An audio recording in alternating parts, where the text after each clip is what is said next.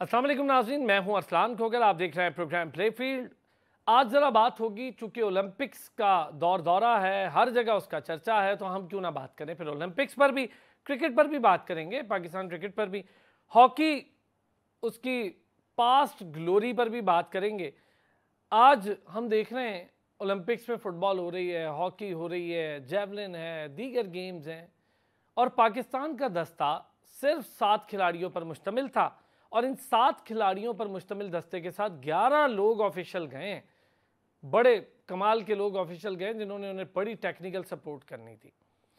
हमारे शूटर्स हों, हमारे स्विमर्स हों, हमारी एक ही ट्रैक एंड फील्ड की स्प्रिंटर और जो उन्होंने भागना है, रेस करनी है, फायका, और उसके बाद एक हमारे जिनसे हमें उम्मीद, और हमारे नेशनल हीरो भी मैं कहूँगा, अरशद नदीम, हमारा शानदार असासा, एक उनसे उम्मीद है कि आने वाले 6 तारीख को अरशद नदीम उस मेडल की दौड़ में हमें कहीं ना कहीं टॉप 3 मेडल्स में इंशाल्लाह दिखाई दें, क्योंकि अरशद हमेशा मेहनत करते हैं। अरशद को पूरी दुनिया सराहती है। लास्ट ओलंपिक्स में चंद पॉइंट्स की जो फासला है, उससे अरशद को चौथे या पाँचवें नंबर पर गालिबन आए थे अरशद, लेकिन दुनिया में ये धाक बैठ गई थी कि वो ममालिक जो करोड़ों रुपया खर्चते हैं नीरज चोपड़ा जैसे शानदार जेवलिन थ्रोअर्स पर, उसी में अरशद नदीम, जिस पर कुछ पैसे नहीं खर्चे जाते, बल्कि जेवलिन भी उन्हें अभी हालिया दिनों में ही लेना पड़ा, ख़रीदना पड़ा। पुराने जेवलिन से वो थ्रो कर कर उसकी प्रैक्टिस करते थे, और फिर उनकी फ़िटनेस के मसाइल वो ख़ुद देखते हैं, ख़ुद मामलात बनते हैं, प्राइवेट स्पॉन्सर्स इस मामले को देखते हैं, पर गवर्नमेंट की हौसला अफजाई, सिर्फ हौसला अफजाई, बस बातों की हद तक तब होती है जब अरशद नदीम को जीत कर आ जाते हैं या किसी पोजीशन पर पहुंचते हैं, दुनिया वाह वाह करती है, तो फिर याद आता है अरशद नदीम हमें, हम उन्हें बुलाते हैं प्राइम मिनिस्टर हाउस में, शाबाशी देते हैं, चेक पकड़ाते हैं और समझते हैं जी सारी ज़िंदगी का चेक उसके लिए काफ़ी है। मैंने करोड़ों रुपए बताए जो मंथली खर्च किए जा रहे हैं। नीरज चोपड़ा पर 1 करोड़ से ऊपर के मंथली अखराजात होते हैं। उनके ट्रेनर्स, उनके कोचेस, उनका फिज़िकल सिस्टम, उनके एडवांस मशीनरी, फिर जेवलिन, फिर और बड़े साइंटिफिक मेथड्स का इस्तेमाल, और फिर उनकी रिहाइश से लेकर खाना पीना, उनकी सैलरी, ये सब कुछ करोड़ों में है। और मंथली जिस पर इतना खर्चा जाता है, तो जाहिर है फिर वो मेडल लाने की कोशिश भी करता है, और उस पर मेडल आता भी है, क्योंकि उसको वो सारी चीज़ें पता होती हैं या फैसिलिटीज़ मिलती हैं जिनसे मेडल आते हैं। तो हमारे यहाँ अरशद नदीम हो गया, दीगर जो खिलाड़ी हमारे गए, शूटर्स गए, स्विमर गए, बड़ी तनकीद हो रही है हमारे स्विमर बच्चे पर कि जी सबसे आखिरी पोजीशन पर आया। इसी शो में आपको याद होगा ओलंपियन माहूर शहजाद आई थी, और बैडमिंटन के लास्ट ओलंपिक्स में वाहिद खिलाड़ी थी जिन्होंने बैडमिंटन में पार्टिसिपेट किया पाकिस्तान की तरफ से। वो वाइल्ड कार्ड एंट्री पर पार्टिसिपेट कर रही थी, इसमें उसका कोई कसूर नहीं है माहूर का, ये कसूर है उन फेडरेशंस का, उन एसोसिएशंस का, ओलंपिक एसोसिएशन का, पाकिस्तान स्पोर्ट्स बोर्ड का, जिनके पास करोड़ों की फंडिंग है, लगाने को हज़ारों रुपया नहीं है प्लेस पर। ये ट्रैक्स बन रहे हैं, ये कमरे उनके शाहाना बन रहे हैं, एयर कंडीशंस के खर्चे पूरे हैं, बिल्स जा रहे हैं, पब्लिक से भी वो लोग मेंबरशिप के पैसे ले लेते हैं, और उसके बाद जब प्लेस पर लगाने की बारी आती है तो उन्हें गेट से अंदर नहीं आने दिया जाता। फायका ने जाने से पहले यही शिकायत की थी कि पैसे देने पड़ते हैं उस बेचारी को, जहाँ जाती है बताना पड़ता है कि भाई मैं नेशनल से आई हूँ, उसको एक पूरे का पूरा सर्टिफिकेट, एक फर्रा देना पड़ता है उस गेट से अंदर एंटर होने के लिए जहाँ पर फैसिलिटी है, या वो भागकर अपनी ट्रेनिंग पूरी कर सके। तो ये हमारे बड़े मसाइल हैं। साहिब असरा इसी प्रोग्राम में आई, अफशा आई, बहुत सारे खिलाड़ी जो आते रहते हैं इस प्रोग्राम में, उन सबका दुख एक जैसा है। वो बेचारे बोलते इसलिए नहीं है क्योंकि बोलेंगे तो उन पर बुराई गिरेगी। कुछ सियासतदान या मिनिस्ट्री के लोग, कोई खबरें ये हैं, वो किस हद तक दुरुस्त हैं किस हद तक नहीं, बहरहाल खबरें हैं कि 27 के करीब लोग चले गए साथ। क्यों चले गए? 11 ऑफिशियल्स के बाद 7 खिलाड़ियों के पीछे ये सारे लग के चले गए, मज़े करेंगे। फिर ओलंपिक एसोसिएशन के सेक्रेटरी जनरल जो हैं उन्हें भी रोका गया था एक टाइम पे कि भाई आप कहाँ मैनेजर बन के साथ टीम के जा रहे हैं। ये आपको बता दूँ, जो फेडरेशंस के सेक्रेटरी जनरल्स हैं या किसी ओहदेदार हैं, वो मैनेजर कोच बन के साथ चले जाते हैं, और ऐसा पिछले ओलंपिक में भी हुआ। मुदस्सिर चौधरी साहब हमें ज्वाइन किया, सीनियर स्पोर्ट्स जर्नलिस्ट हैं। साथ ही साथ डॉक्टर हफीज़ अवान साहब ने ज्वाइन किया। हफीज़ साहब क्रिकेट एक्सपर्ट तो हैं, इंटरनेशनल अंपायर हैं, लेकिन डॉक्टर हफीज़ साहब चूँकि स्पोर्ट्स एनालिस्ट हैं और मुख्तलिफ स्पोर्ट्स पर बड़ी गहरी नज़र रखते हैं, ख़ुद उन्होंने बैडमिंटन खेली पाकिस्तान में और दीगर गेम्स खेली। तो आज ज़रा हम डिटेल डिस्कशन क्रिकेट पर तो करेंगे ही करेंगे, लेकिन पेरिस में जारी ओलंपिक्स पर ज़्यादा बात करेंगे, क्योंकि पहली बात ज़रा आप दोनों हजरात से इसलिए इस बात पे मुदस्सिर साहब कि ये जो बच्चों पर खामखा की तनकीद सोशल मीडिया और हीरो बनकर कर रहे हैं, जो रियलिटी नहीं जानते, आप और हम जानते हैं, मेरे शो में आके क्या क्या सच वो बोल कर गए हैं, मेरा तो दिल दुखता था। उनको कह रहे जी वो आखिर में आए हैं। भाई आप 50,000 नहीं खर्चते एक खिलाड़ी पर पूरा साल में, 50,000 नहीं खर्चते सर, और फिर हम कहते हैं जी मेडल क्यों नहीं लेकर आए। आप उधर ज़रा दीगर ममालिक हैं, उनके साथ टीम्स देखें, उनके साथ उनके ऑफिशियल्स जो हैं वो काम करने वाले हैं, घूमने फिरने वाले नहीं, फिर भी हम कहते हैं जी मेडल नहीं ला रहे। सलाम साहब बहुत शुक्रिया। सबसे पहले बात तो ये कहूँगा कि हमें कम से कम पाकिस्तान को और पाकिस्तान के लोगों को और ख़ासकर नौजवानों को इस वक्त जितनी उम्मीद की, जितनी खुशियों की और जितनी सपोर्ट की ज़रूरत है शायद ही किसी दौर में रही होगी। पाकिस्तान में जिस तरह के हालात हैं, हमें आपको पता है दहशतगर्दी जैसा बड़ा चैलेंज जो है हमें दरपेश है।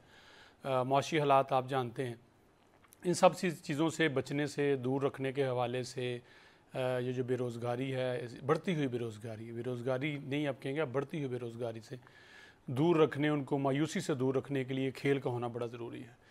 खेल लाजमी नहीं कि आप क्रिकेट खेलें, आप क्रिकेट में ही स्टार बन सकते हैं। ये सारी वो खेलें हैं जिसमें आप कम पैसों में आप आगे बढ़ सकते हैं, अपनी सलाहियतों के साथ आप आगे जा सकते हैं। जैसे आप दौड़ कह लें, आप स्विमिंग भी आप मुख्तलिफ़ इलाकों में, पंजाब के इलाकों में जहाँ नहरें या जहाँ पे मुयस्सर हैं छोटे छोटे से तालाब, वहाँ पे लोग करते हैं। छोटी गेमें हैं, फुटबॉल है, सस्ती गेम है, एक फ़ुटबॉल ले लें और आप किसी भी खेत में किसी भी जगह पे आप ग्राउंड सजा लें। ये पाकिस्तान में ये गेमें खेली जा सकती हैं, खेली जाती हैं, लेकिन एक वक्त आता है जब उस प्लेयर को सपोर्ट की ज़रूरत होती है। वो चाहता है, क्योंकि वो ग्रो कर रहा होता है, उसकी उम्र बढ़ रही होती है, घर वाले उसकी तरफ देख रहे होते हैं कि हमारा बच्चा जो है खेल की तरफ है, पढ़ाई की तरफ है, क्या करेगा। तो एक टाइम पे आके उसको अपना शौक़ को रद्द करना पड़ता है। जैसे आपने कहा कि चंद हज़ार पे उन पे नहीं लगाए जाते। एक तो बदकिस्मती ये है कि उनको सपोर्ट नहीं की जाती।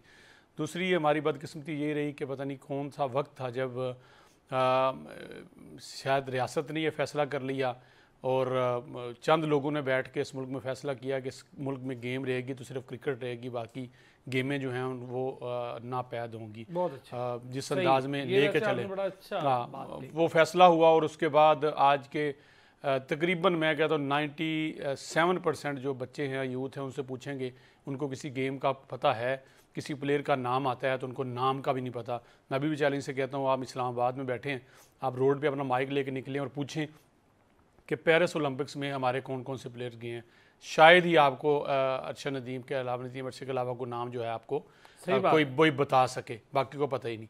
ये हमारी बदकिस्मती है। दूसरी जो तनकीद प्लेयर्स पे हो रही है, यकीन माने अफसोस है। मैं भी कह रहा हूँ कि स्पोर्ट की ज़रूरत है। अगर आप इन प्लेयर को तनकीद करेंगे, किसी को ये कहेंगे कि वो लास्ट में रह गया, शुक्र है डूब नहीं मरा, किसी ने दौड़ के हवाले से, मतलब किस तरह के आप करना चाह रहे हैं। आप एक डीमोटिवेशन दे रहे हैं। आपने इतराज़ करना है, आप मैनेजमेंट पे करें, आप इंफ्रास्ट्रक्चर पे करें। बल्कि उन प्लेयर के हवाले से अगर आप कुछ जानते हैं, देखिए ना 7 प्लेयर गए हैं, अगर आप जानते हैं कि ये मेरिट पे नहीं गए, पाकिस्तान में मेरिट क्या देखा जाएगा, जिसने पाकिस्तान में टॉप किया, पाकिस्तान में अच्छा खेला है। अगर पाकिस्तान में वो स्विमर टॉप करती है, नेशनल चैम्पियन है, तो डेफिनेटली उसी ने जाना है। अगर दौड़ में फ़ायका है तो उन्होंने ही जाना है, और दुरानी है अगर स्विमिंग में उसने जाना है, नदीम अरशद है वो जाना है। तो मतलब आपका तो टैलेंट ये होगा। हाँ, आप इंफ्रास्ट्रक्चर पे ज़रूर बात करें। जैसे आपने बात की, पूरे इंट्रो में आपने जिक्र किया कि किस अंदाज में हमने स्पोर्ट्स को लेकर चलना है, अदारों ने क्या काम करना है, इतना ज़्यादा बजट जो है वो जाता कहाँ है। पिछली बार भी जब मेरी और आपसे बात हुई थी तो मैंने कहा कि एक नफरत सी, एक घिन सी आती है जब मैं कहीं इन स्पोर्ट्स हाउसेज़ में या इन कम्प्लेक्सेस में जाता हूँ और वहाँ पे तज़ीन व आराइश का काम हो रहा होता है। तो मैं सोचता हूँ कि ये जो करोड़ों रुपया का टेंडर जारी हुआ होगा ये इस बिल्डिंग को बनाने के लिए, इस दीवार को बनाने के लिए, नो डाउट बिल्डिंग ज़रूरी है, दीवार ज़रूरी है, लेकिन उससे पहले हमारे प्लेयर्स की परवरिश ज़रूरी है, उन प्लेयर्स की सपोर्ट ज़रूरी है, ताकि वो कहीं जाएँ, अच्छा खेलें, सपोर्ट करें। आपको भी हौसला मिलेगा, आपको स्पॉन्सर्स आएंगे, दुनिया की नज़रों में आपके आएंगे, आपके प्लेयर्स जो हैं वो जाएंगे। अब आप देखें गोल्ड मेडल्स की आप फहरिस्त देखें। पहले तो आप अपने जनाब मोहतरम जनरल साहब जो रह के गए हैं, तकरीबन 20 साल का उनका। सर हैरान कुन बात है कि आरिफ हसन साहब, आपने बड़ा सही जिक्र, आज मुदस्सिर इस पर मैं आपसे करूँगा बात, चूँकि आप बड़ा अरसा इस पर लिखते रहे हैं, बोल रहे हैं, तो इस पर हम ज़रा करेंगे। डॉक्टर साहब, ओलंपिक्स इस वक्त चल रहे हैं, ज़रा मैं थोड़ा सा खदोखाल बयान करूं पहले ज़रा पाकिस्तान की स्पोर्ट्स हिस्ट्री के मुदस्सिर साहब और डॉक्टर साहब, 1.9 बिलियन लास्ट ईयर 2023 की बात करें, अभी 24 चल रहा है और इसका बजट अभी पूरा नहीं हुआ है, तो 1.9 बिलियन का जो IPC यानी इंटर प्रोविंशियल कोऑर्डिनेशन मिनिस्ट्री है, जिसके तहत आपने खेलों को देकर वैसे ही ख़राब किया, तो बहरहाल IPC मिनिस्ट्री को मिला, उस बजट की एलोकेशन हुई, फिर जी कहा गया ये कोई 14 के करीब ऑन गोइंग न्यू प्रोजेक्ट्स हैं जिस पर खर्च होगा। अब उन न्यू प्रोजेक्ट्स की भी एक ज़रा मंतक सुने आप, जिसके अंदर 30 मिलियन एलोकेट हुआ था कि 250 मिनी स्पोर्ट्स कॉम्प्लेक्सेस बिल्ड होंगे, और फिर उसके बाद अगला मरहला ये था कि 130 मिलियन की कॉस्ट पर ये सारा कुछ होगा। ठीक हो गया सर। फिर 150 मिलियन दिए गए नेशनल गेम्स के हवाले से। अब आप सोचें, नेशनल गेम्स को 150 मिलियन का बजट दिया है, जस्ट 150 मिलियन। चले मैं कहता हूं दिया है, क्या 1 मिलियन किसी खिलाड़ी को मिला, खर्च हुआ? कोई मेडल लाने से पहले उस बेचारे पर खर्च हुआ? नहीं। मिनी स्पोर्ट्स कॉम्प्लेक्सेस बना रहे हैं, वहां पर लोगों को नौकरियां मिल रही हैं, ऑफिसेज की भरमार है, एंट्री नहीं है वहां पर खिलाड़ियों की। सर कहाँ से शुरू कहाँ पे खत्म, इतनी लंबी दास्तान है कि मुझे खुद ही समझ नहीं आ रही थी कि मैं ओलंपिक से शुरू करूं, पाकिस्तान की बॉडी से शुरू करूं, ओलंपिक के साथ जो एसोसिएटेड ऑर्गेनाइजेशंस हैं, हमारी फेडरेशन हैं, यानी कि 28 फेडरेशन है ओलंपिक कमेटी या ओलंपिक ऑर्गेनाइजेशन के साथ अटैच्ड जो हैं। इनमें से मेरा ख्याल है कि वो स्पोर्ट्स भी हैं जिनके आपने तो प्लेयर्स के नाम कहा, मुदस्सिर चौधरी साहब ने कि प्लेयर्स के नाम नहीं आते। गेम्स के नाम। मैं गारंटी से कहता हूं उनसे आधी से ज्यादा स्पोर्ट्स के नाम भी नहीं आते लोगों को। ये किस कौन सी स्पोर्ट है? फेंसिंग कौन सी स्पोर्ट है? हमें भी नहीं आते होंगे डॉक्टर साहब। तो मेडल तो बहुत दूर की बात है। अभी आपने आरिफ हसन साहब की, जनरल आरिफ हसन साहब पूरा नाम ले तो ज्यादा बेहतर होगा, retired lieutenant general Arif Hasan साहब, रिटायर नहीं हाँ होते। जी, उन्होंने 20 साल गुजारे, लेकिन 20 साल उन्होंने ओलंपिक ऑर्गेनाइजेशन की बजाय उन्होंने अपने घर में यानी कि अमेरिका में बैठ के गुजारे। आरिफ हसन के बाद आए हैं हमारे आबिद गिलानी साहब, अभी काफी लंबा नाम है उनका, पूरा नाम मोहम्मद आबिद कादरी गिलानी साहब। इनका ताल्लुक भी लंदन में है, वहाँ बेकरी का बिजनेस भी है इनका, और अपना रियल स्टेट को भी देखते हैं। जब इतना कुछ आप खुद और देख रहे हो तो ओलंपिक देखने के लिए आपके पास काफी वक्त कम मिलता होगा कि उस पर भी आप थोड़ी सी तवज्जो कर सकें। क्या बात कर रहे हैं सर, टूर मिलते हैं डॉक्टर साहब, टूर मिलते हैं, प्रिविलेज मिलता है, प्रोटोकॉल मिलता है। राइट, स्पोर्ट्स के अलावा हर चीज मिलती, यानी कि प्लेयर्स पर तवज्जो देने के अलावा आपके पास आपको सब कुछ मिलता है। उससे पीछे देखें तो 1978 से लेके अब तक सिर्फ 2 ही हमारे प्रेसिडेंट गुजरे हैं, एक वाजिद साहब और उसके बाद ये आरिफ हसन साहब। 24 साल उन्होंने गुजारे, 20 साल उन्होंने गुजारे, अब ये तीसरे आए हैं। और माशाल्लाह वैसे तो खैर जैसा तो अब तक 78 से लेके अब तक ये सादात के हाथ में ही है। हम उम्मीद तो यही करते हैं कि सादात कुछ बेहतर करेंगे, लेकिन ऊपर से क्रिकेट हमारे नकवी साहब के पास है, तो उम्मीद करते हैं कि ये सारे मिलजुल कर कुछ अच्छा पेश करेंगे कि पाकिस्तान कुछ बेहतर परफॉर्म करे। मुझे एक बात है डॉक्टर साहब, एक चीज अगर मैं आपसे पूछूं, अब हम आरिफ हसन साहब का जिक्र करते हैं, 20 साल में ओलंपिक्स तो दरकिनार, हमारे पास गोल्ड ही नहीं है। 20 साल में हमने कितनी गेम्स खेली होंगी, कॉमनवेल्थ भी खेला, हमने एशियन गेम्स भी खेल ली, हमने इस्लामिक सॉलिडरिटी गेम्स भी खेल ली, हमने दीगर गेम्स भी खेल ली। हमारे पास अगर एक मेडल नहीं है, इसका कसूर सीधा सीधा क्या खिलाड़ियों पर जाता है या फिर इन बॉडीज में? एक तो ओलंपिक एसोसिएशन की बात करूंगा, दूसरा पाकिस्तान स्पोर्ट्स बोर्ड की बात करूंगा, और तीसरा करूंगा ये जो IPC मिनिस्ट्री है, क्या रोल होगा, कैसे इनको डिफरेंशिएट करें? सारे एक जैसा काम कर रहे हैं सर। इसमें अगर पूरे सारी बात में जितनी आपने बात की, इसमें का खुलासा अगर किया जाए तो इसमें अगर कसूर नहीं है ना, तो सिर्फ प्लेयर का नहीं है, बाकी सबका है। Very well said. मीडिया भी उसमें उतना ही शामिल है, इसलिए कि हम भी क्रिकेटर्स को बुलाकर बात करते हैं, हम भी क्रिकेट पर ही बात करते हैं।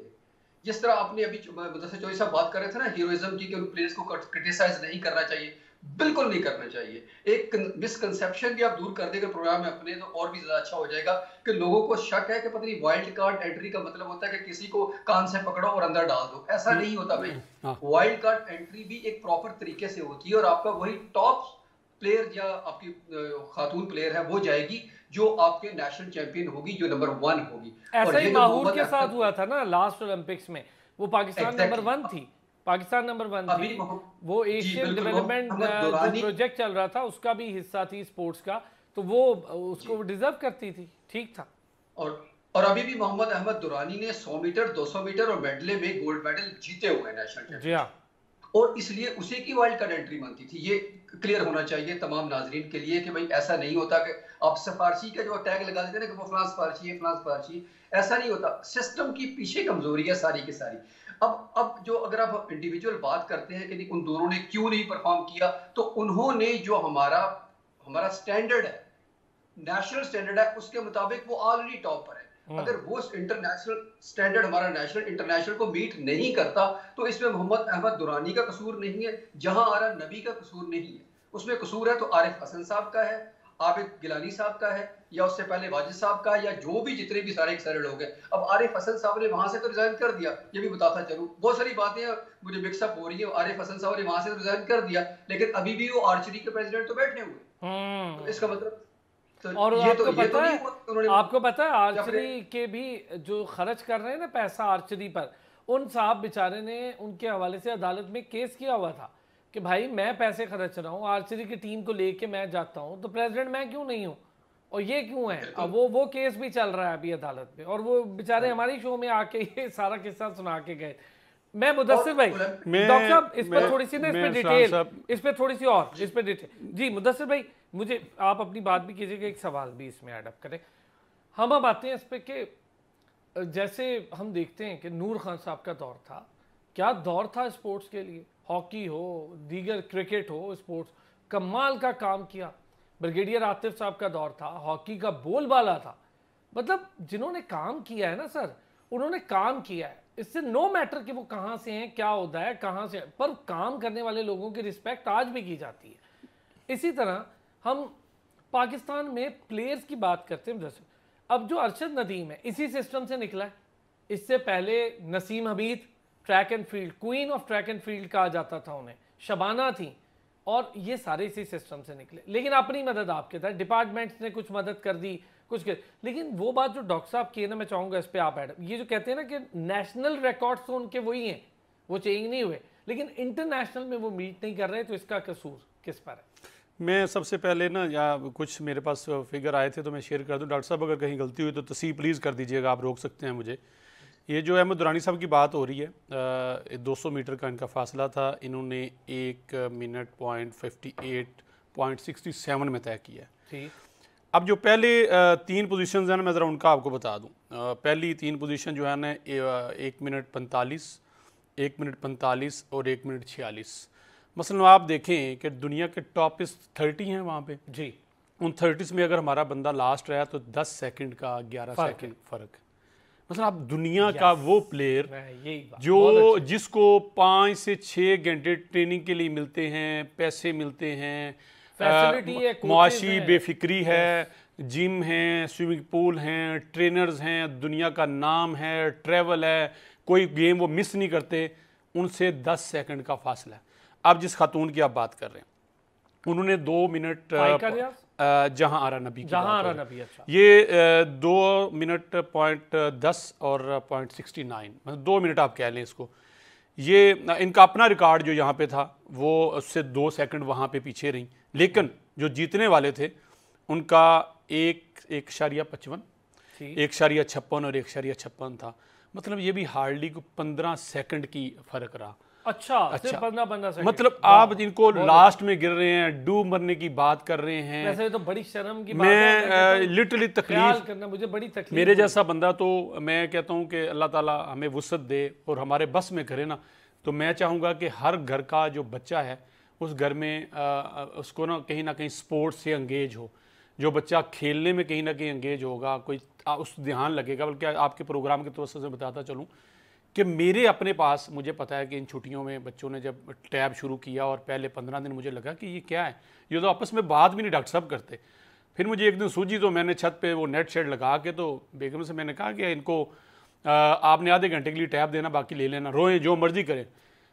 इतना फ़र्क डॉक्टर साहब ये 2 महीनों में पड़ा है उनकी आपस में कम्युनिकेशन का।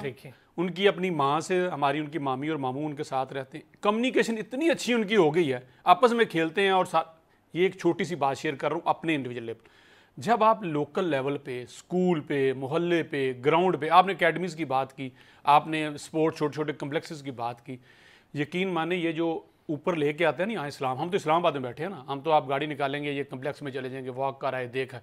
जो प्लेयर खानेवाल से, नारोवाल से, हाफिजाबाद से, खानपुर से, मुल्तान से, उसको सिर्फ ये कहा जाता है ना कि तुम्हें इस्लामाबाद लेके जाएंगे और तुम्हें वहाँ पे दौड़ मुकाबला, उसको नींद नहीं आती, वो सो नहीं पाता, मतलब उसे ख्वाब इतने बड़े हो जाते हैं और पूरा मोहल्ला, पूरा गांव उसको मुबारकबाद देता है। लेकिन जब वो यहाँ आता है और फिर उसके साथ जो करते हैं ये जालिम, फाइका रियाज की आपने बात की, जिम मुझसे नहीं जाने दिया जाता जी, जी, वो उसने बीबीसी के प्रोग्राम में देखें, ये तो छोटे मोटे चले यूट्यूबर्स हैं, कभी कभी लगता है कि झूठ बोल देते होंगे अपने व्यूवरशिप के लिए, उनसे रेटिंग के लिए कुछ। उसने कहा कि मुझे जिम के लिए बताना पड़ता था, पैसे देने पड़ते थे। स्विमिंग जो है मुझे बार बार कहते थे आप डायरेक्टर के पास जाएं, आप उधर जाएंगे, गेट पे एंटर होते हुए मुझे बताया जाता था कि मैं फाइका रियाज हूँ और मैं यहाँ की वो चैंपियन हूँ और मैंने जाना है। ये पोजीशन थी एक प्लेयर की। उस दिन डॉक्टर साहब मैं इनसे बात कर रहा था, मैंने कहा मेरे वफा भाई यहाँ पे मौजूद थे, मैंने कहा मैं आपसे चैलेंज करता हूँ, आप गेट नंबर 1, 2, 3 किसी पे भी जाएं और अपनी शनाख्त ना बताइएगा, आप कहिएगा मैं एक आम सा बंदा उधर खेलना चाहता हूँ, मुझे आप अंदर जाने दीजिएगा। ये स्पोर्ट्स कम्प्लेक्स की बात कर रहा हूँ। आप ये देखें, आप नहीं जा पाएंगे जो इस्लामाबाद के गिरदनवा में रहते हैं या इस्लामाबाद में रहते हैं, बाहर से आने वाला, तो जो वाव वाला प्लेयर। अब आपने बात की कौन क्या करता है, देखें जब तक एक डॉक्टर है ना, डॉक्टर जो पढ़ लिख के आता है, समझ के आता है, उसके 1-2 साल ट्रेनिंग हॉस्पिटल में होती है, फिर उसको सीट दी जाती है, आहिस्ता आहिस्ता मर्ज़ को समझता है, लोगों की नब्ज़ को समझता है, उसको सीट के मुताबिक आपके ग्रो करता रहता है। और मर्ज़ का अच्छा डॉक्टर वही होता है जो नब्ज़ को समझे, मर्ज़ को समझे, समझता रहे, मरीज़ की साइकी को समझे और उसका इलाज करे। अब होता क्या है कि जो हमारी एसोसिएशन हैं या जो ऊपर हेड्स आके बैठते हैं, कौन है, इनका गेम से क्या ताल्लुक है? सिर्फ एक ताल्लुक है जी, मैनेजमेंट बड़ी अच्छी कर लेते हैं। व्हाट मैनेजमेंट यार? आप एक प्लेयर जो इस प्रोसेस से गुजर के आ रहा है, जो सुबह शाम धक्के खा रहा है, आप उसको मौका दें। आपने अभी ट्रैक क्यों कोई ना ट्रैक की बात की, नसीम है, आप मुझे बताएं, मुझे आपने रिमेंबर करा दिया कि वो भी हैं, वो भी थी, मेरे जैसा बंदा उनको भूल गया कि नहीं वो भी थी। तो एक आम बंदा जो है उसको कैसे, क्या उसका हक नहीं बनता कि उसको किसी सीट पे बिठाएं, उसे कहें कि ये दौड़? सर मैं आपको बताता हूँ, अगर आपने ये बात छेड़ दी है, डॉक्टर साहब और मुदस्सिर हमारे साथ मौजूद है, एक छोटा सा ब्रेक लेंगे, ब्रेक से वापस आएंगे तो यहीं से ज़रा बात जोड़ूंगा और आप लोगों को बताऊंगा कि मैं कुछ रिसर्च कर रहा था, कुछ दोस्तों से पूछ रहा था, स्पोर्ट्स बोर्ड से पूछ रहा था, बड़े हैरान कुन रिजल्ट सामने आए कि कौन कौन सी स्पोर्ट्स के हेड या प्रेसिडेंट्स कौन कौन लोग बैठे हैं। वापस आते हैं ब्रेक से, इस पे बात। कम बैक जी। अच्छा, मेरी कुछ अर्सा पहले, चूंकि मैंने कहा मैं रिसर्च कर रहा था, दोस्तों से बात कर रहा था, मुझे पता चला कि कबड्डी जैसी फेडरेशन पर लंबा अरसा चौधरी शुजात हुसैन साहब उसके हेड रहे, इसी तरह मुख्तलिफ फेडरेशन के कुछ सियासी लोग हेड रहे। चौधरी शुजात साहब के हवाले से जब मैंने कबड्डी वालों से पूछा तो उन्होंने कहा यार देखें वो बड़े लंबे अरसे से हेड तो हैं, तो मुझे लगा कि बिल्कुल स्लीपिंग हेड जैसे बाकी होते हैं, लेकिन फिर पता लगा जी चौधरी शुजात साहब बहुत पैसा खर्चते हैं कबड्डी पर, और जब टीम के पास पैसे नहीं होते तो फिर वो उनके लिए अरेंजमेंट्स करते हैं। तो चलें, कुछ समझ आई बात, पर उसके बावजूद ये जो सियासी लोग इन फेडरेशंस का हिस्सा है, ये क्यों है? और इन फेडरेशंस के प्रेसिडेंट बनना, इतनी जोर लगाना, इलेक्शंस लड़ना, फैसल सालेहात जैसा आदमी फुटबॉल को चिपक गया, तबाह करके चला गया, बैन लगवा दिया फुटबॉल पर, तो क्यों चिपक गया? और क्यों ऐसा होता है कि यहाँ पर इस तरह के सियासी एलिमेंट्स या सियासी अदाकार जो हैं वो अपनी असेंबली से जब निकलते हैं, मिनिस्ट्रियाँ नहीं मिलती, भाग के स्पोर्ट्स की तरफ क्यों आते हैं? मैं आपको बताता हूँ। और एक मिसाल तो आपके सामने आज मैंने इंट्रो में दी कि हमारे आईपीसी मिनिस्टर साहब, उन्हें बहुत सारी चीज़ें बताई गई, मैंने भी भेजा, कोई रिस्पांस नहीं आया, प्लेयर्स से मिलते नहीं है, प्लेयर्स के इश्यूज पता नहीं है, बजट पता ही नहीं है, कहाँ कैसे लगता है कुछ नहीं पता, लेकिन दौरे करने के बड़े शौकीन है सारे। डॉक्टर साहब, सर ये इतनी लुक्रेटिव सीटें हैं कि मिनिस्ट्री का मतलब ऑरा बहुत बड़ा होता है कि मिनिस्टर है, लेकिन जो पैसा है इसके पीछे और जो करोफर है ना इसके पीछे, और जो विजिट्स हैं इंटरनेशनल फीफा की आप मीटिंग में जा रहे हैं, आईसीसी की मीटिंग में जा रहे हैं, इधर जा रहे हैं, उधर जा रहे हैं। ये बहुत बड़ी सीटें हैं जिसकी वजह से इनको बहुत ज्यादा प्रिविलेज मिलती है और वो आगे आती है। और फिर इनके बजट्स इतने हाई हैं और इन बजट्स का मेरा तो ख्याल ऑडिट होता ही नहीं। जब मैं 28 ऑर्गेनाइजेशन की बात कर रहा हूँ जो ओलंपिक एसोसिएशन के साथ हमारी अटैच्ड है, तो उनमें से किसको ऑडिट होता होगा? ऑडिट करने वाले भी कौन है? वही अपने खुद ही है, वही उन्हीं में से उठा के लगा दिया जाता है किसी न किसी मतलब ब्यूरोक्रेट को जिसे ऑडिट करना होता है। सर एक चीज आपको बताऊं, जब ओलंपिक एसोसिएशन के बारे में कुछ सियासतदानों ने ज़रा हिम्मत की कि भाई ये हटाया जाए, इनको आरिफ हसन साहब को रिमूव करें, ये अच्छा अदालत में जाने की बात हुई। कुछ लोग थे जो फेडरेशंस थी, आपको हैरानगी होगी, अरशद नदीम जब खेलने गया तो बेचारे की फेडरेशन पर पाबंदियां लगाई हुई थी और आपका मेडल लाने वाला वही बंदा था। फिर इसी तरह और बहुत सारी फेडरेशन हैं जिस पर पाबंदियां लगाई हुई हैं। अब किस चीज़ की हैं वो नहीं पता, वो फेडरेशन बेचारियां भी था। जब हटाने लगे इन्होंने, सुने सर, इन्होंने इंटरनेशनल ओलंपिक एसोसिएशन आईओए को लिख दिया। आईओए ने यहाँ भेज दिया गवर्नमेंट को कि भाई ये एक ऐसा इदारा है जो हमारी छतरी के नीचे है, हमारे साए के नीचे, आप इसको नहीं हटा सकते, आप नहीं कुछ कर सकते। इस तरह पाकिस्तान में वो बैठे रहे हैं। और ये हॉकी पे जो सजाद खोखर साहब हैं सालों बैठे रहे हैं और जिस तरह के करप्शन केसेस उनके निकले हैं वो आपके सामने हैं। फिर मैं खैर क्या क्या जिक्र करूं, यहाँ पर बात बड़ी दूर तक जाएगी। फुटबॉल में फैसल सालेहात का जिक्र किया, ये चीजें असलान भाई, अल्लाह ताला ने वैसे तो हर चीज जोड़ों में पैदा की है, उसी के मिस्दाक हमने हर फेडरेशन के जोड़े कर लिए, हर एक ने अपने अपने दो डॉक्टर साहब इजाजत देंगे एक चीज की, सही कह रहे हैं कि हर चीज जोड़ों में पैदा हुई है, ये जोड़ों में बैठ गए हैं।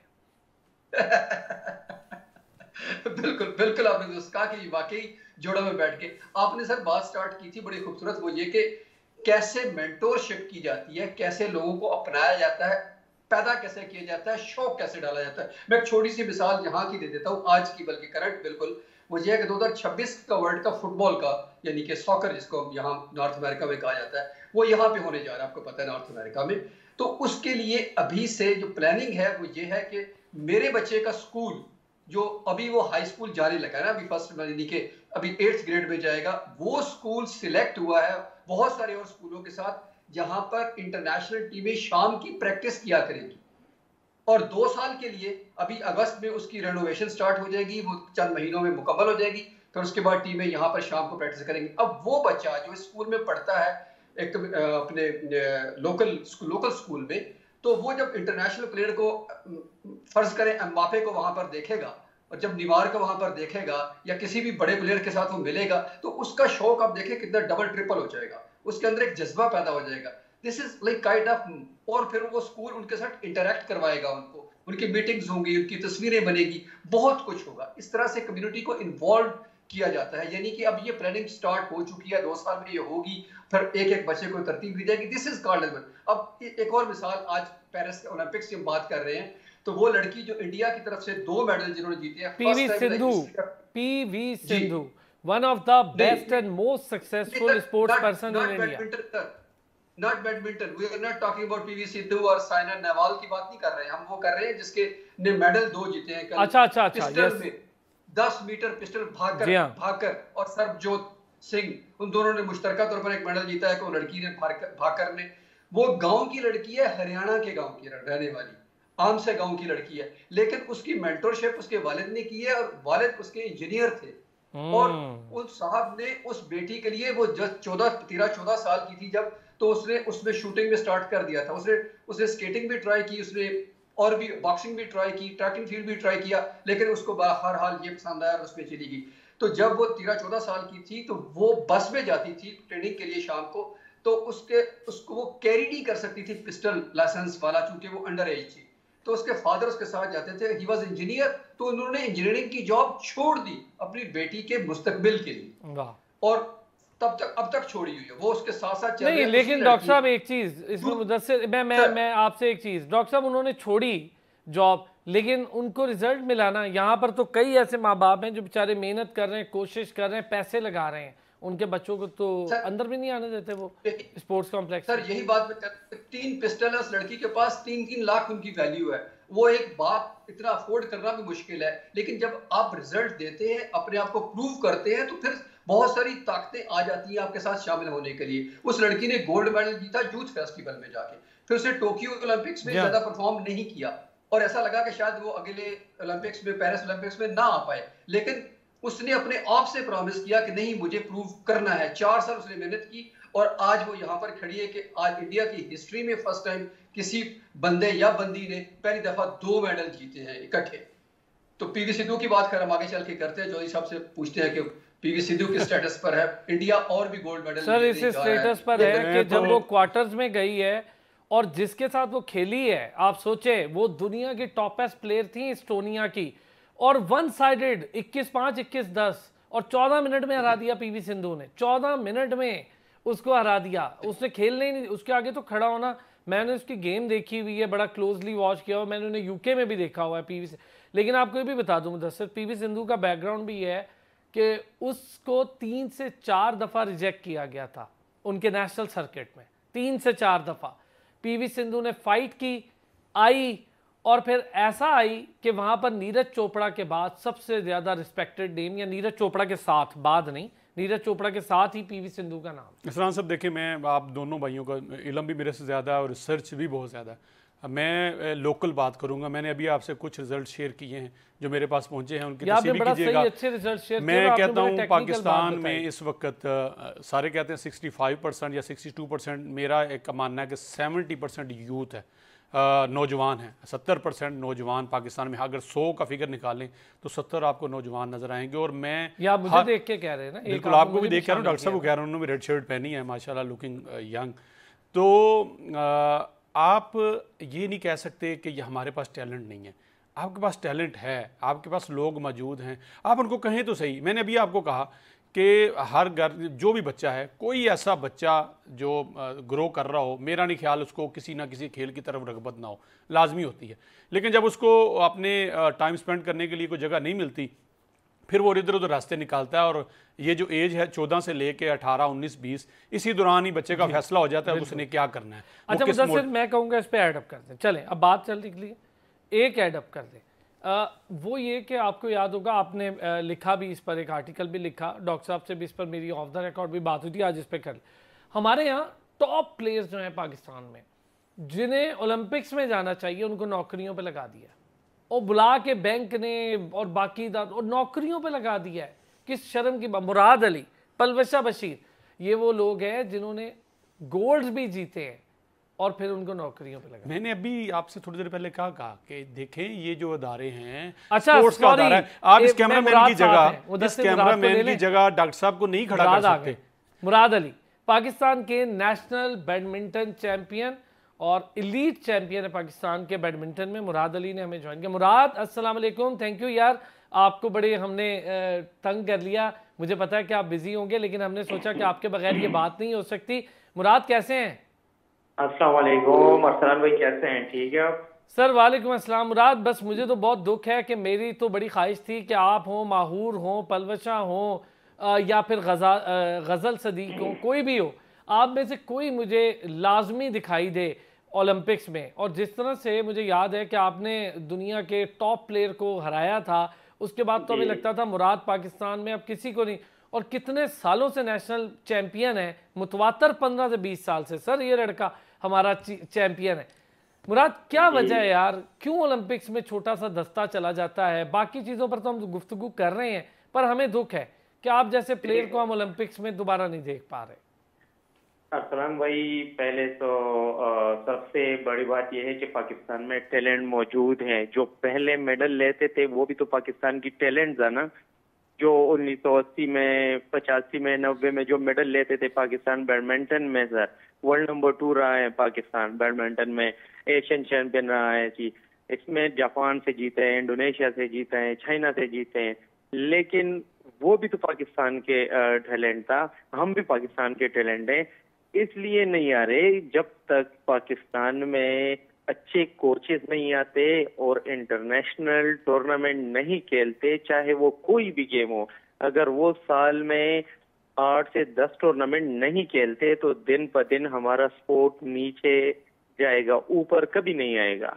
और इंटरनेशनल टूर्नामेंट के लिए चाहिए स्पॉन्सर, और वो स्पॉन्सर मिल नहीं रहे। जैसे मैं क्या आपको बताऊं, मैंने अभी 2 टूर्नामेंट के लिए जाना है, एक नेपाल और एक ईरान। तो मैं वो क्या कहते हैं कि लोगों के पीछे जा रहा हूँ और लोगों से स्पॉन्सर मार रहा हूँ 2 टूर्नामेंट के लिए, कोई स्पॉन्सर ही नहीं देता। ये हालात है। सर तो उनको कैसे माजरत मुराद, मैं आपके बारे में आपसे नहीं ये बात करूंगा, लेकिन मैं खुद से ये जरूर करूँ, नौकरियों पर अलग लगा दिया हमारे इन चैंपियंस को। भाई को खुदा का खौफ करो यार, उनको रिलैक्स करो, उनको खेलने दो, पाकिस्तान के लिए मेडल लाएं या नौकरियां, मतलब कहाँ दुनिया में होता है। मुराद ये बता दें कि ये जो फेडरेशन है या हमारा स्पोर्ट्स बोर्ड है या मिनिस्ट्री है, कभी ऐसा हुआ है कि उन्होंने खुद से आके कहा ये पैसे लें जी, आप जाएं, स्पॉन्सर को छोड़ें, आप जाएं खेलें, मेडल लाएं? कभी भी नहीं हुआ है, कभी भी नहीं हुआ है कि उन्होंने हमें ऐसे कहा कि ये टूर्नामेंट ये पैसे लो या टिकट लो, आप जाके खेल लो। कभी नहीं कहा। 8 महीने हो गए हमारे पाकिस्तान में टूर्नामेंट नहीं हुआ है, नेशनल चैंपियनशिप नहीं हुआ है, रैंकिंग नहीं हुआ है। 8 महीने हो गए। हम रोज जो है ना पहले ट्रेनिंग करते थे, अभी तो मैं ऑफिस हूँ, ऑफिस से ही आपसे बात कर रहा हूँ। तो फिर कैसे हम खेलेंगे?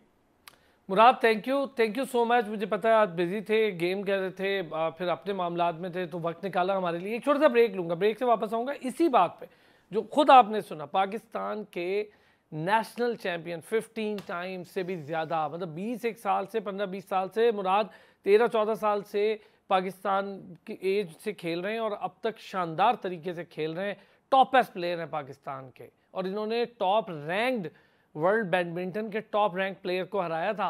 ये कोई नॉर्मल बात नहीं है। और इसी तरह जो ये बात कर रहे हैं, बगैर स्पॉन्सर, बगैर पैसे, बगैर सपोर्ट के, डॉक्टर साहब और मुदस्सिर हमारे साथ हैं, इस पर बात करते हैं ब्रेक के बाद। वेलकम बैक जी। मुराद से बड़ी तल्ख हकीकत भी हमें पता चली। मैं तो बोलता ही हूँ, मैंने सोचा कि ज़रा जिन लोगों पर गुजर रही है, जो इसका हिस्सा है, जिनका हम जिक्र कर रहे हैं, जिनके लिए प्रोग्राम है, वो ज़रा खुद बात कर लेंगे तो और समझ आएगी दुनिया को। हम कहते हैं जी मेडल नहीं लाते, कितने अफसोस की बात है किस तरह से हमारे स्पोर्ट्स के बच्चों को जिस तरह से ट्रोलिंग की जा रही है। सोशल मीडिया को इसका अंदाज़ा भी नहीं है कि दुनिया में मेडल्स आते कैसे हैं, कैसे मेडल लाए जाते हैं। थोड़ा सा एहसास करें, आपको पता ही नहीं है कि वहाँ उनके साथ हो क्या रहा है।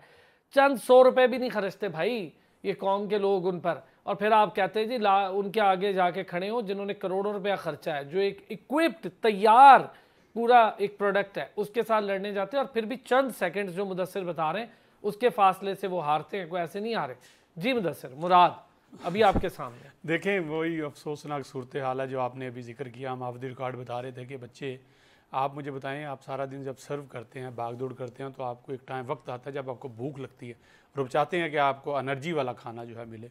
ये वो प्लेयर्स हैं जो सारा दिन दौड़ते हैं, खेलते हैं, गेम करते हैं, प्रैक्टिस सेशन करते हैं, और उसके बाद जो खाने को मिलता है, आप भी कुछ बता रहे थे, कुछ हमसे भी सर मैं बताता हूँ, एक बार फिर बता देता हूँ। इसी शो में यहीं पर आपका टॉपेस्ट बॉक्सर शोएब और बाकी बेचारे जिन्होंने एमेचर बॉक्सिंग छोड़ी, उन्हें बताया मुझे खुद, और मैंने तो खैर अपनी आंख से देखा सर, मैं दूसरे की क्या, दूध के डब्बे डॉक्टर साहब, और 2 जूस के डब्बे और 1 दूध का डब्बा, और साथ चंद सड़े हुए केले और सेब, उन्हें दे के दिन में देते हैं 4:30 बजे पकड़ाते हैं, और 7 बजे जब वो लेटने जाते हैं उनसे वापस ले लेते हैं।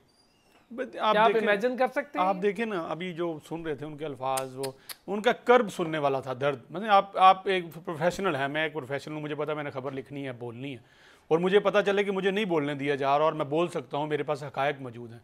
अब उसके पास टैलेंट मौजूद है, खेलना चाहता है, दुनिया में जाना चाहता है, अभी वो ऑफिस में काम कर रहे हैं, उसको भी नहीं हमने ओलंपिक्स ऑफिस में काम कर रहे हैं, वहाँ से निकलेगा, कहीं प्रैक्टिस करेगा, और प्रैक्टिस चले, उसने एफर्ट कर ली, जॉब भी बचा रहा है, घर का सिलसिला भी चला रहा है, मेहनत कर रहा है। अब उसको स्पॉन्सर नहीं है, कोई कॉर्पोरेट सेक्टर उसको स्पॉन्सर करने को तैयार नहीं, कोई उसको बताने को तैयार नहीं, उसको टिकट लेके करने को तैयार नहीं। फेडरेशन तो देखे ना, वो जो क्या ना, जो जोड़ों में बैठ गई, आपने जोड़ों को बिल्कुल जोड़ों में बैठी, 2-2, 3-3 फेडरेशन हैं। और ये क्यों है? एक तो इन पे बंदा सिलेक्ट किया जाता है मेन को, जो हुकूमत के बिल्कुल कहीं करीब हो, और जो रिटायर फौजी रात को इंगेज किया जाता है, मेरे ख्याल में उनको डिस्टर्ब भी किया जाता है। उन्हें सारी उम्र मेहनत कर करके सर्व करके इस मुल्क और कौम की वो खिदमत करते हैं, तो उनको फिर भी जो है ना वो चैन नहीं लेने देते, उनको फिर ले आते हैं बातें। सर वो लोग, मैं आपको बताऊं, फिर काम कर लेते हैं, जो ये सेक्रेटरी जनरल लेवल के लोग हैं ना, फिर निचले का पूरा उनको ले आते हैं। वो जब आते हैं तो उसके बाद मैं आपको बताऊं, ये गेम शेम की दौड़ कम होती है, ये वीज़ों की दौड़ होती है, जो वफद जाते हैं, स्टैंपें लगनी होती हैं, किस अंदाज में। आपको याद होगा एक दौर में हमारी फिल्म इंडस्ट्री थी, हमारा ड्रामा, थिएटर ड्रामा, और बहुत सारे ताइफे दूसरे ममालिक में जाते थे, और हर आए रोज़ पता चलता था, कोई कनाडा पहुंचा ताइफा, कोई अमेरिका, कोई यूके, ज़्यादा यूरोप होता था, जहाँ जहाँ पाकिस्तान सिख कम्युनिटी और हिंदू कम्युनिटी मौजूद थी वहाँ जाता था। लेकिन आपने पिछले कई सालों से सुना होगा कि पाकिस्तान की तरफ से कोई ताइफा जो है वो गया हो। उसकी वजह क्या है? उसकी वजह यही है कि उस ताइफे में 6 फनकार जाते थे, बाकी सारे जाते थे कि भाई 16 लाख जमा करा दो, 20 लाख जमा करा दो, तुम्हारा वीज़ा लगवा देंगे, उधर स्किप हो जाना। ये वो सारी चीज़ें हैं जिन्होंने इंटरनेशनली आपका इमेज तबाह किया। जब उनको पता चला, अभी देखें कल एक रिपोर्ट आई है सऊदी अरेबिया की तरफ से, कल स्टैंडिंग कमेटी में पेश की गई कि खुदारा ये जो सऊदी अरब में बंदे भेज रहे हैं इनको को अकल सिखा के भेजें। ये जो नर्सें आती हैं यहाँ काम नहीं करती हैं, उनको आगे यूरोप जाने का शौक है। जो लड़के यहाँ मजदूरी करने आते हैं वो पार्क्स में खड़े होकर वीडियोज़ बना रहे होते हैं, काम नहीं करते, टिकटॉक बना रहे होते हैं। हमारा माइंड इमेज खराब हो रहा है पाकिस्तान, इमेज खराब ओवरऑल। फिर एक और मैं आपसे रसलान भाई आपको दरख्वास्त भी करूंगा और आपकी मैनेजमेंट से मशवरा करूंगा। हमारे इतने मसाइल हैं ना, आप हम जब ये सारा मल्टीपल चीज़ें करते हैं तो कहीं ना कहीं लगता है कि आगे पीछे हो जाते हैं। एक एक गेम को आप पकड़ेंगे ना तो आप सर पकड़ के बैठ जाएंगे कि फेडरेशन कितनी है, कौन कौन काम कर रहे हैं। 7-8 साल से हर गेम पर हो रहा है, कितने लोग कितने सालों से बैठे हैं, क्या कर रहे हैं, उनके फंड कैसे आ रहे हैं, उनकी चीज़ें जा कैसे रही हैं, कितने प्लेयर प्रमोट हुए हैं, ये प्लेयर आते कहाँ से हैं। कल मैं एक रिपोर्ट पढ़ रहा था कि ये पाकिस्तान क्रिकेट टीम जो वुमेन टीम है, ये ख़वातीन कहाँ से आती है, इंफ्रास्ट्रक्चर तो है नहीं, ये कौन ले आता है इनको ऊपर आके कि आप आके खेलें और सिलेक्ट हो जाती हैं और चली जाती हैं। इसी तरह से जब यहाँ पे आप दूसरी गेम्स देखते हैं, 27 करोड़ की आबादी है जिसमें 20 करोड़ आपके वाले नौजवान हैं, उसमें से आप प्लेयर जो उठा के लाते हैं, आप कहाँ पे ओलंपिक्स में 7 का दस्ता भेजा है हमने करोड़ों की आप चलिए मैं कहता हूँ 7 जाएं, 2 जाएं, 5 जाएं, आपका इंफ्रास्ट्रक्चर, आपकी बेहतरी, आपकी चीज़ें इसी में हैं कि आपके पास जो पैसे जिस काम के लिए आए हैं उसको वहाँ खर्च करेंगे। डॉक्टर साहब, ये आपकी गेम से ही मुतालिक है। मुराद खुद बैडमिंटन प्लेयर है और नेशनल प्राइड है हमारा यार, नेशनल चैम्पियन है। साउथ एशियन गेम्स हों, एशियन गेम्स हों, इस्लामिक सॉलिडरिटी गेम्स हों, कॉमन, शानदार खिलाड़ी है, जीत कर आया हुआ पाकिस्तान के लिए। लेकिन देख लें आप, बैठा है ना ओलंपिक्स में जा सका है, चूंकि फेडरेशन ने कोई हिम्मत नहीं की, कोई ऐसे रैंकिंग टूर्नामेंट्स नहीं हुए जिसकी वजह से हमारे प्लेयर नहीं जाते। चाहिए भी टेक्निकल बता रहा, फिर अब स्पॉन्सर नहीं है उनके पास और ऊपर से नौकरियां कराते हैं उन्हें। क्या हो भाई, नौकरी करो, शाम में जाके खेलो। सर ये फिनोमेना तो हम क्रिकेट में भी ले आए हैं, इसीलिए तो मैं तो खिलाफ हूँ। बेशक किसी को बुरा लगे कि ये जो आप डोमेस्टिक क्रिकेट में बात करते हैं ना कि ये डिपार्टमेंट को लेके लोगों की नौकरियां सेफ होंगी। अब भाई T20 का इतना ज्यादा क्रेज आ गया है, इतनी लीग्स हो गई हैं कि अब लड़कों को नौकरी की जरूरत नहीं होनी चाहिए। आप 6 महीने, 5 महीने, 3 महीने में क्रिकेट खेल लेंगे तो इतने पैसे बना लेंगे कि आराम से बैठ के आप बहुत कुछ और कर सकते हैं। तो इसलिए ये फेडरेशन का काम लोगों को नौकरियां देना नहीं होना चाहिए। स्पोर्ट्स आपकी प्राइड है, नेशनल प्राइड है, उसमें नौकरी तलाश मत करें। 10, 15, 20 हज़ार की नौकरी के पीछे आप अपना फ्यूचर तबाह ना करें। अगर देखिए सर, जो मुदस्सर साहब बात कर रहे थे उसको थोड़ा सा अगर मैं और तरफ लेके जाऊं, वो ये है कि जैसे एक एक गेम की आपने बात की, बहुत सारे ममालिक है, मलेशिया को देख लें, इंडोनेशिया को देख लें, वो सिर्फ किस पे फोकस करते हैं, अपनी एक गेम उनकी बैडमिंटन है उन पे फोकस करते हैं। ये नहीं कि बाकी पार्टिसिपेट नहीं करते, लेकिन उनका फोकस है। अभी आप देख रहे हैं काजिकिस्तान ने 2 मेडल जीते, उन्होंने जूडो में जीतते हैं। काजिकिस्तान ने मेडल जीता है, ताजिकिस्तान ने मेडल जीता है, उज्बेकिस्तान ने मेडल जीता है। सेंट्रल एशियन स्टेट्स जिनका कोई इंफ्रास्ट्रक्चर नहीं है, लेकिन उन्होंने अपनी गेमें पकड़ ली हैं कि हाँ हमें इस गेम में फायदा है, हम इसमें काम कर सकते हैं, हम उसमें कर सकते हैं। जापान की बहुत ज्यादा आबादी नहीं है, 7 गोल्ड मेडल के साथ इस वक्त टॉप ऑफ द टेबल पर हुआ है।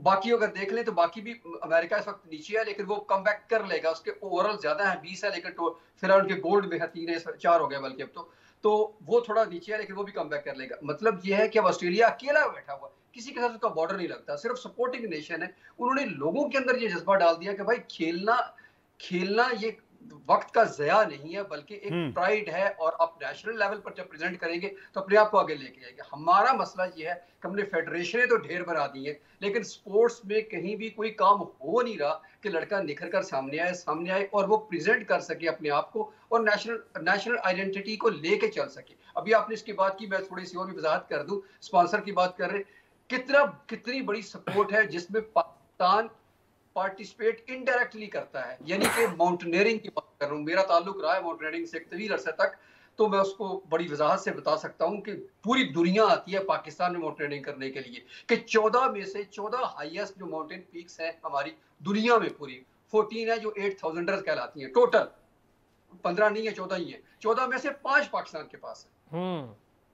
उन 5 में से माउंट एवरेस्ट को निकाल दे तो K2 से लेके जितनी 5 में से सारे के सारे हमारे आते हैं माउंटेनियर, जापान से लेके ऑस्ट्रिया तक, इवन अमेरिका तक और कनाडा तक, सारे के सारे वहां जाते हैं माउंटेनियरिंग करने के लिए। अगर नहीं है शामिल उसमें तो सिर्फ हमारे नहीं है। जो साजिद सतपारा ने या उसके बाप मोहम्मद अली सतपारा ने या नजीर साबिर ने या अशरफ अमान ने, इन लोगों ने मेडल अगर जीते थे, या मेडल तो खैर होता नहीं उसका, लेकिन उन्होंने समेत अगर की थी तो वो उन्होंने बतौर माउंटेनियर ने, उन्होंने बतौर पोर्टर मैं एक बात ऐड करूं डॉक्टर साहब, माजरत, नाइला मैं एक बात ऐड कर दूं इसमें। Kashif Sheroz doing good job, अपनी मदद आपके मैं आपको ये बात ऐड करूं डॉक्टर साहब, ये जो माउंटेनियर आते हैं, आप तो खुद भी स्पोर्ट्स लवर हैं, यकीनन आप गए भी होंगे। ये जो बाहर से लोग आते हैं, इनको ऊपर तक इनका सामान, इनको साथ जाने वाले कौन लोग होते हैं? वो लोकल लोग होते हैं। अब एक अक्ल के इन सियानों को ये बंदा बताए कि सिर्फ उन्हीं को समझा लो, उन्हीं को ट्रेन कर लो, उन्हीं चीजों को कर लो तो वो दुनिया के टॉपर्स जो है सर, वो उसके कुछ पैसे होते हैं, वो भी नहीं हम भरते, वो पैसे ऊपर जाने के सर करने के। जी डॉक्टर साहब जल्दी से बस क्लोजिंग करेंगे हम। जी असलम भाई, मुझे सिर्फ यही बता दे कोई कि उनसे जो हम रॉयल्टी लेते हैं, K2 की जो नांगा पर्वत की जो हम रॉयल्टी लेते हैं, हजारों डॉलर, $10,000 तो एक जमाने में हुआ करती थी, अब पता नहीं कितनी है मुझे, $10,000 वो कहाँ जाते हैं? उस इंफ्रास्ट्रक्चर पे क्यों नहीं लगते? उन पोर्टर्स पर क्यों नहीं लगते? उस सारे सिस्टम पर क्यों नहीं लगते वो पैसे? कहीं के कहाँ से कहाँ जाते हैं पैसे? अशरफ अमान हमारा हीरो तो बन गया, K2 से सर कर ली, लेकिन किसको क्या पता कि वो बतौर पोर्टर गया था और वो अपने लीडर से इजाजत लेके वो उसको क्लाइम करता है। पोर्टर बेशक क्लाइम कर भी ले, उसका नाम नहीं आता क्रेडिट, जब तक कि वो टीम का हिस्सा नहीं बन जाता। ये टेक्निकल चीजें जो लोगों को, आम लोगों को नहीं पता होती। बाकी ये मैं स्पॉन्सर की सॉरी बात मैं कर रहा था एक्चुअली, कि आपने कहा कि बैडमिंटन का स्पॉन्सर नहीं, मुझे ये एक्सपीरियंस जाती तौर पर 20-25 साल पहले हुआ था, जब मैं इसी तरह एक पीक को सर करने के लिए एक टीम बनाकर बहुत सारी कारपोरेट सेक्टर के पास गया था। उन्होंने कहा जी ये क्या बुला कर नाम लेके आ गया, ये कौन सा पलंदा उठा के ले आए, ये पीके शीके हम नहीं करते, हम नहीं स्पॉन्सर करना चाहते। देखें सर, ये काम होता है, ये काम होता है मिनिस्ट्रीज का, एक सेंट्रल पूल का, स्पोर्ट्स बोर्ड का, और पाकिस्तान में जितनी 28, 27, 24, 22 फेडरेशन हैं उनका। डॉक्टर साहब बहुत शुक्रिया। डॉक्टर हफीज़ अमान हमारे साथ मौजूद थे, मुदस्सिर चौधरी साहब मौजूद थे, मुराद ने हमें ज्वाइन किया, पाकिस्तान के नेशनल चैंपियन बैडमिंटन के, जो कि ओलंपिक्स में हमें नहीं दिखाई दे रहे। 2 इवेंट्स में उन्होंने जाना है, उसका स्पॉन्सर नहीं है। खुदारा उनकी मदद करें, उनको सपोर्ट करें, ताकि पाकिस्तान के लिए वो झंडे उठाएं, मेडल्स लाएं, पाकिस्तान का नाम ऊंचा करें। कल फिर होती है आपसे मुलाकात, अपना ख्याल रखिए।